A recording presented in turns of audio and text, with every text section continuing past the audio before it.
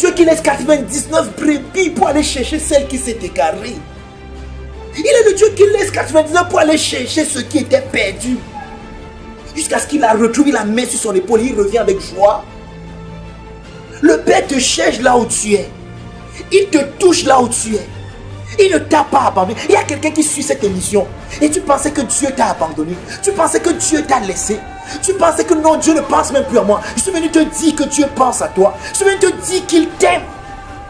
Sors de ton illusion. Reçois l'amour de Dieu. Comprends l'amour de Dieu. Il a laissé 99 brebis et par ma voix ce matin, par ma voix ce jour, il te dit mon fils, reviens. Voici ma main que je te tends, reçois-la. Dans ta bassesse, là où tu es tombé, je suis venu te relever. Dieu t'aime. Je ne sais pas comment te le dire. Je ne sais pas comment te le faire comprendre. On nous a présenté un autre Dieu. On nous a présenté une autre personnalité.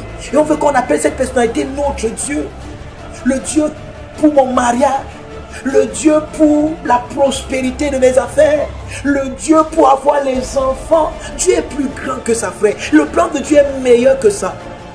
Oui, j'ai l'habitude de dire que si c'était ça, le plan de Dieu pour nous, c'est-à-dire que les deux personnes qui sont les personnes qui ont marqué le monde de tous les temps, l'apôtre Paul et le Seigneur Jésus-Christ et l'apôtre Paul, alors ces personnes sont les plus malheureuses. Jésus est mort, nu sur une croix, nu devant sa mère et son disciple, et les gens qui se moquaient de lui, nu.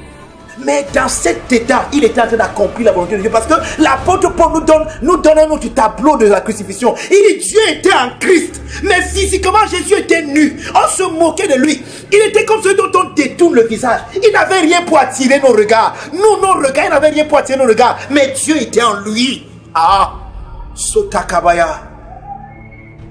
Likabrama zute kelebarada souveraina baido zotopo. Dieu était en lui, frère. Dieu était en lui. Mais physiquement, il n'avait rien pour attirer nos regards. Il était comme frappé, puni de Dieu. Nous l'avons regardé comme celui dont on détourne le visage. Il était frappé, nu. Son corps était déchiqueté par les fouets des Romains. Ses côtes étaient dehors. Il avait l'air, il faisait pitié physiquement. Mais Dieu était en lui, réconciliant le monde avec lui-même. Qu'on ne te trompe pas. Les situations par lesquelles tu passes peuvent ne pas être ce que Dieu veut pour toi, mais Dieu ne t'a pas abandonné. Marie, le fait qu'elle ait dit oui à la volonté de Dieu, l'a amenée à souffrir. Joseph, son fiancé, voulait divorcer d'elle. Il pensait que non, cette femme a fait de moi un homme cocu dans cette ville. Mais n'eût été l'intervention de Dieu qui lui a dit que mon frère va prendre cette femme. Car la situation par laquelle elle vit, c'est la volonté de Dieu. Tu peux être là, tu es en train de passer par un divorce. Tu peux être là, tu es en train de passer par une situation terrible. Et les gens pensent que Dieu t'a abandonné. Dieu ne t'a pas abandonné. Dieu ne t'a pas abandonné. Dieu est avec toi. Je ne sais pas, excusez-moi d'avoir détourné le thème de mon message ce jour, mais l'Esprit de Dieu a voulu qu'on parle de ça. Dieu est avec toi. Vaillant héros. Vaillant héros. Dieu me dit de te dire que tu es un vaillant héros. Dieu est avec toi. Il ne t'a pas laissé, il ne peut pas te laisser. Vous êtes inséparablement unis. Tu es béni. Père, je veux te rendre grâce et te dire merci pour cette personne qui a suivi cette émission ce jour. Père, merci parce qu'à travers cette émission, tu révèles ton amour. Père, merci parce qu'à travers cette émission, tu convaincs de ton amour, tu prouves ton amour. Père, merci parce que l'amour que Jésus nous a révélé comme venant de toi, Seigneur, est manifeste dans le cœur de cette personne en ce jour.